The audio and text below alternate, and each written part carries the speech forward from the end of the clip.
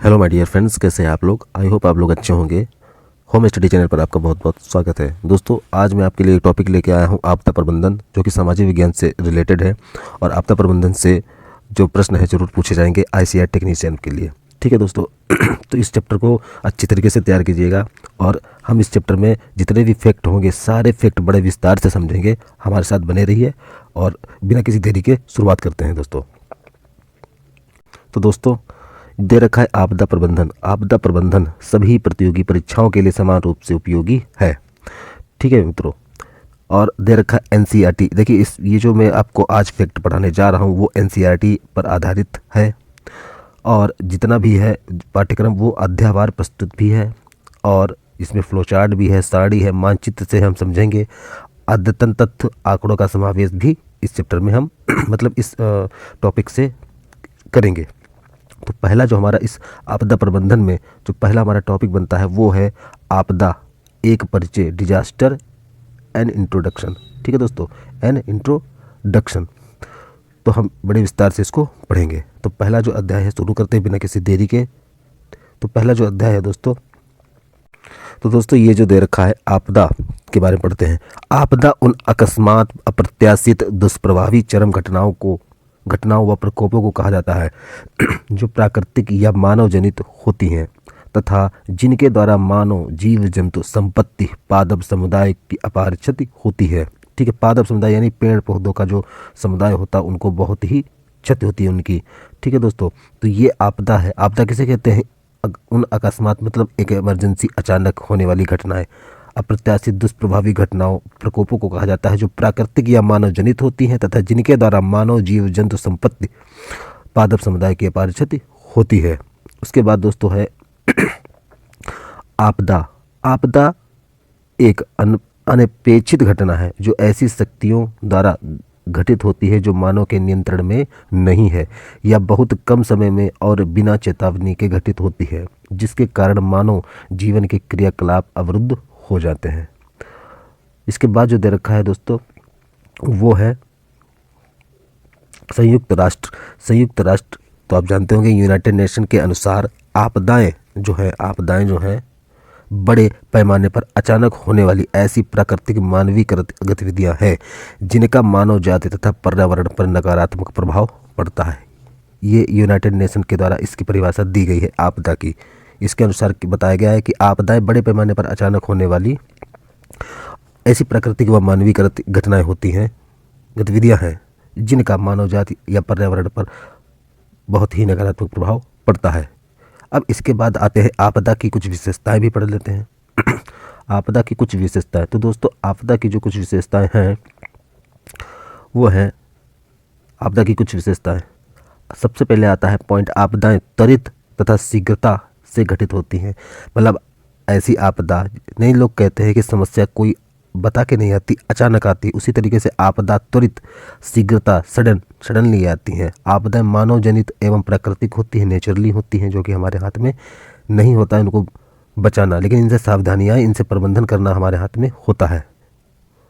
उसके बाद दे रखा है दोस्तों आपदाओं की गहनता। आपदाओं की गहनता, इंटेंसिटी एवं परिमाण, मैग्नीट्यूड जिसको बोलते हैं, इसका आकलन मानव समाज को होने वाली हानि के परिप्रेक्ष्य में किया जाता है। उसके बाद आता है पर्यावरण प्रकोप। दोस्तों पर्यावरण प्रकोप में क्या होता है? पर्यावरण प्रकोप नेचुरल प्रोसेस द्वारा सदैव चरम घटनाएं उत्पन्न होती हैं, परंतु सभी चरम घटनाएं आपदाएं नहीं होती हैं। याद रखिएगा दोस्तों, जो पर्यावरणीय प्रक्रम होता है, नेचुरल प्रोसेस जो होता है, वो इसके द्वारा सदैव चरम घटनाएं उत्पन्न होती हैं, परंतु सभी चरम घटनाएं आपदाएं नहीं होती। चरम का मतलब होता है बहुत ही हाई लेवल की जो घटनाएं होती हैं उनको चरम सी घटनाएं कहते हैं। उसके बाद आता है दोस्तों आपदाओं के द्वारा अनेक प्रकार की सामाजिक, आर्थिक यानी इकोनॉमिक, मानसिक, मेंटल एवं स्वास्थ्य संबंधी समस्याएं उत्पन्न हो जाती हैं। अब इसके आगे दोस्तों बढ़ते हैं आपदाओं के प्रकार। आपदाओं के प्रकार के बारे में पढ़ते हैं। जो आपदाओं के प्रकार है दोस्तों, वो सबसे पहला पॉइंट आता है प्राकृतिक आपदाएं। सबसे पहला आता है प्राकृतिक आपदाएं। तो आपदाओं के प्रकार में जो है नेचुरल डिजास्टर जो है उसमें क्या पढ़ते हैं? मानव पर दुष्प्रभाव डालने वाली प्राकृतिक घटनाओं को प्राकृतिक आपदाएं कहते हैं।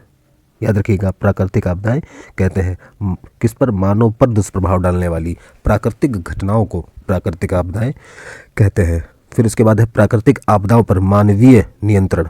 प्राकृतिक आपदाओं पर मानवीय नियंत्रण लगभग न के बराबर होता है।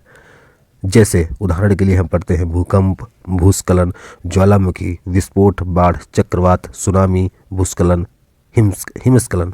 तो ये जितनी भी आपदाएं हैं इन पर मानव का जो है वो नियंत्रण लगभग न के बराबर होता है। ठीक है मित्रों, इसके आगे बढ़ते हैं।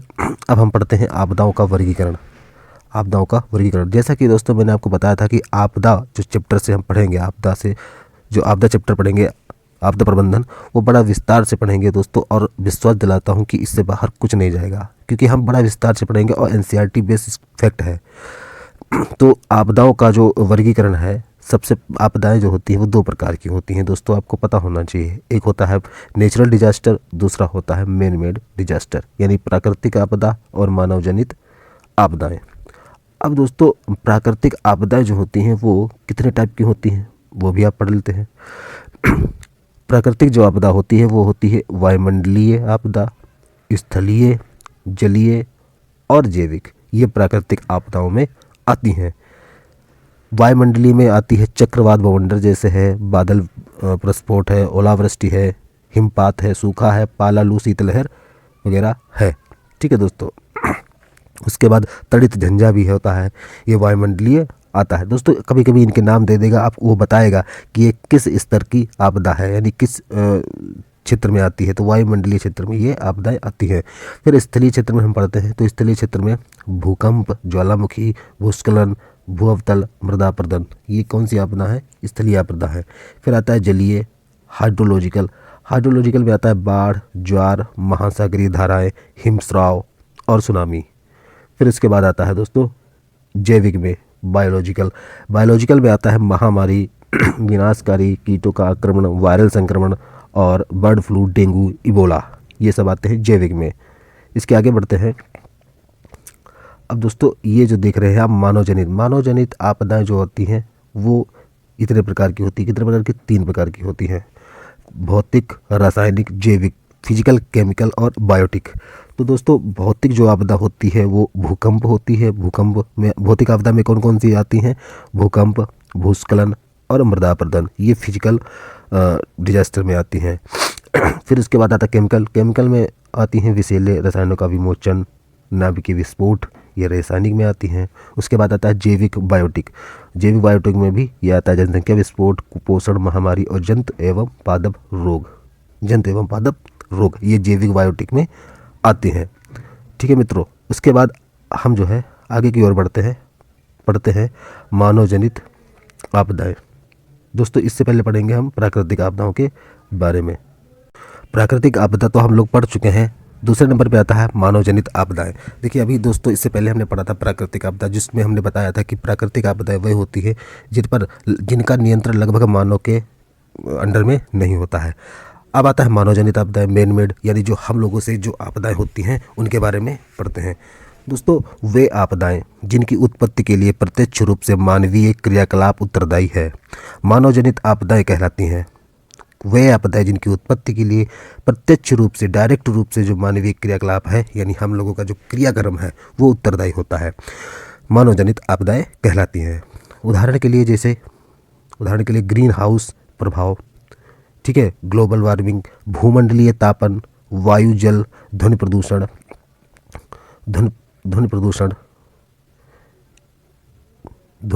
प्रदूषण, नाभिकीय दुर्घटना, बम विस्फोट, यातायात दुर्घटनाएं, वनाग्नि यानी जिसको हम दावानल कहते हैं, जंगल में लगने वाली आग को हम दावानल कहते हैं। उसके बाद अब बढ़ते हैं आगे की ओर। अगला है इसके आगे जो पॉइंट है, इसके अगला मानव जनित आपदा जो है उसके बारे में हम पढ़ते हैं आगे की ओर। इसके अतिरिक्त कुछ प्राकृतिक आपदाओं को मानवीय गतिविधियों से भी बढ़ावा मिलता है। उदाहरण के लिए जैसे वनों को काटने से बाढ़ आता है, सूखा आता है, भूस्खलन भी आता है, आदि का प्रकोप और अधिक विनाशकारी होता जा रहा है। इसके आगे बढ़ते हैं दोस्तों। इसका सबसे बड़ा कारण विश्व स्तर पर जनसंख्या में निरंतर वृद्धि होना, क्योंकि जितनी जनसंख्या ज़्यादा होगी उतने हम लोग उपभोग वस्तुओं का ज़्यादा करेंगे। क्योंकि जनसंख्या वृद्धि से आपदा प्रभावित क्षेत्रों में मानव बसाव की सघनता में निरंतर वृद्धि हो रही है। विकसित देशों के साथ साथ विकासशील देश भी प्राकृतिक और मानव जनित दोनों प्रकार की आपदाओं के विनाशकारी परिणामों द्वारा प्रभावित हो रहे हैं। आगे की ओर बढ़ते हैं। फिर आता है भारत के संदर्भ में आपदाएं। भारत के संदर्भ में आपदाएं। अब भारत के संदर्भ में आपदाओं के बारे में पढ़ते हैं दोस्तों। इसमें दे रखा है दोस्तों, भारत अनेक आपदाओं के प्रति विविध स्तरों पर यानी अलग अलग मिसलेनियस लेवल पर एवं विविध परिमाण में प्रभावित है। भारत के भूभाग के 58.6% से अधिक क्षेत्र में सामान्य से लेकर अत्यधिक तीव्रता वाले भूकंप आते हैं। अत्यधिक तीव्रता वाले भूकंप आते हैं। ठीक है दोस्तों। उसके बाद आगे की ओर बढ़ते हैं। जो आगे की हमारा दे रखा है वो है 4 करोड़ हेक्टेयर, कुल भूमि का 12%, कुल भूमि का 12% से अधिक भूमि बाढ़ तथा नदी कटाव के प्रति संवेदनशील है। 7516 किलोमीटर लंबे समुद्र तट में से 5700 किलोमीटर लंबे तटीय भाग में चक्रवात सुनामी की आशंका बनी रहती है। इसके आगे की ओर बढ़ते हैं। दे रखा है कृषि योग्य क्षेत्र। दोस्तों, कृषि योग्य क्षेत्रफल का लगभग 68% हिस्सा सूखे के प्रति असुरक्षित है। भारत के पहाड़ी क्षेत्र भूस्खलन तथा हिमस्खलन के जोखिम से भरपूर है। आगे की ओर बढ़ते हैं। देखिए दोस्तों, ये बहुत इंपॉर्टेंट पॉइंट दे रखा है, इसको आप जरूर नोट कीजिएगा। दे रखा है कि भारत में प्राकृतिक आपदाओं की 321 घटनाओं में वर्ष 2000 से 2019 के मध्य 80,000 लोगों ने अपनी जान गंवाई तथा 108 करोड़ लोग प्रभावित हुए। इस प्रकार भारत विश्व के सर्वाधिक आपदा प्रभावित देशों में चीन 577 आपदाओं, यानी चीन जो है 577 आपदाएं, संयुक्त राज्य अमेरिका 467 आपदाएं के पश्चात तीसरे स्थान पर रहा है। यानी जो भारत में जो घटनाएं हुई हैं, वो आपदाएं हुई हैं, वो 321 तीसरे नंबर पर आता है भारत अपना। ठीक है दोस्तों, आगे की ओर बढ़ते हैं। आगे दे रखा है कि नॉर्वे शरणार्थी परिषद NRC, नॉर्वे शरणार्थी परिषद और आंतरिक विस्थापन निगरानी केंद्र internal displacement monitoring centre IDMC, कभी कभी इसकी फुल फॉर्म भी पूछ देता है, तो याद रखिएगा, के द्वारा 16 मई 2018 को प्रस्तुत रिपोर्ट के अनुसार पिछले वर्ष संघर्ष और आपदा के कारण 30.6 मिलियन लोग अपने देश के अंदर विस्थापित हुए हैं। इस रिपोर्ट के अनुसार 2017 में प्राकृतिक आपदा के कारण 135 देशों के कुल 18.8 मिलियन लोग विस्थापित हुए हैं। प्राकृतिक आपदा के कारण जिन 5 देशों में सबसे अधिक विस्थापन हुआ है वो कौन कौन है? सबसे पहले नंबर पर आता है चीन, दूसरे नंबर पर आता है फिलीपींस जिसमें 2.5 मिलियन विस्थापित हुए हैं, चीन में 4.5 मिलियन, और क्यूबा और संयुक्त राज्य अमेरिका के बारे में अगर बात करें तो उसमें 1.7 मिलियन, और भारत जो है हमारा वो 1.7 मिलियन लोग विस्थापित हुए हैं। अगला जो नीचे जो ये ब्लू में दे रखा है पॉइंट, वो स्विस रे संस्थान, स्विस रे इंस्टीट्यूट, स्विस बैंक आपने सुना ही होगा, उसी से मतलब उसी नाम से संबंधित है, स्विस रे इंस्टीट्यूट के अनुसार सभी प्रकार की आपदाओं के जोखिम की दृष्टि से कोलकाता विश्व का 7वां सबसे बड़ा जोखिम युक्त शहर है। अगर बोला जाए दोस्तों कि स्विस रे संस्थान के अनुसार अपने भारत में कौन सा ऐसा राज्य है जो सबसे बड़ा, विश्व का सबसे बड़ा 7वां जोखिम युक्त शहर है, तो दोस्तों कौन हो जाएगा? कोलकाता। ठीक है दोस्तों, कोलकाता हो जाएगा। उसके बाद अब आते हैं संयुक्त राष्ट्र आपदा सहायता संयोजक रिपोर्ट, इसके बारे में हम पढ़ते हैं। दोस्तों इसमें जो है दे रखा है संयुक्त राष्ट्र आपदा सहायता संयोजक रिपोर्ट, इस ये यूनाइटेड नेशन ने अपनी रिपोर्ट दी है, उसके अनुसार संयुक्त राष्ट्र आपदा सहायता संयोजक रिपोर्ट के अनुसार विश्व के 90% प्राकृतिक प्रकोप आपदाएं विकासशील देशों में आती हैं। अधिकांश विकासशील देश उष्ण उपोष्ण प्रदेशों में स्थित है, जहां वायुमंडलीय कारकों द्वारा प्रायः अनेक प्रकार के प्रकोपों एवं आपदाओं की उत्पत्ति होती रहती है। उसके बाद है तीव्र नगरीकरण, औद्योगिक विस्तार, कृषि में विस्तार एवं विकास तथा जनसंख्या वृद्धि के कारण प्राकृतिक आपदाओं की आवृत्ति व परिमाण में लगातार वृद्धि होने से विकासशील देशों में अधिक आर्थिक क्षति होती है। उसके बाद दोस्तों पढ़ लेते हैं कि जो आपदाएं आई हैं प्राकृतिक, वो किन देश में उनका क्या नाम दिया गया है, वो हम पढ़ लेते हैं। सबसे पहले है कनाडा देश में जो आपदा आई है उस आपदा का बोला जाता है, यानी प्राकृतिक आपदा से प्रभावित होने वाले देश, और उनमें नाम अलग अलग होता है। जैसे कनाडा में जो आपदा थी उसका नाम है टीमागामी, जिसको हम वनाग्नि बोलते हैं, टीमागामी या वनाग्नि। चीन में इसको मारिया टाइफून ताइवान बोला जाता है। डोमिनिक रिपब्लिकन में उष्णकटिबंधीय चक्रवात एवं बाढ़, जो प्राकृतिक आपदा है वो उष्णकटिबंधीय चक्रवात बाढ़ से संबंधित है। ठीक है, ये अलग अलग प्राकृतिक आपदाएं आती रहती हैं। भारत केरल में भीषण बाढ़ से संबंधित है ये आपदा, यानी इस केरल में, जैसे भारत में जो केरल है उसमें बाढ़ से संबंधित आपदा बनी रहती है। फिर आता है अपने भारत में पंख प्रवाह, बाढ़ की ज़्यादा आपदा होती है। आपको पता होगा अपने भारत में बाढ़ सबसे ज़्यादा आती है। उसके बाद आता है जापान में भूस्खलन, लैंडस्लाइड यानी ज़मीनों का खिसकना, बांग्लादेश में बाढ़ फ्लड, जिम्बाब्वे में डाउनग्रेडेड चक्रवात, चीन में बाढ़, पेरू में प्रशांत महासागर का जलीय तटीय क्षेत्र में घुसने से तबाही। ठीक है दोस्तों, और ये सन भी दे रखा है 2018 में। ये जितने भी जो आपदाएं आई हैं वो कनाडा से लेके, कनाडा है, चीन है, डोमिनिक रिपब्लिक है, भारत में है, जापान, बांग्लादेश और ये जिम्बाब्वे यानी बांग्लादेश तक 2018 में ये आपदाएं आई हुई हैं। ठीक है दोस्तों, उसके बाद आता है चीन में बाढ़ हो गया।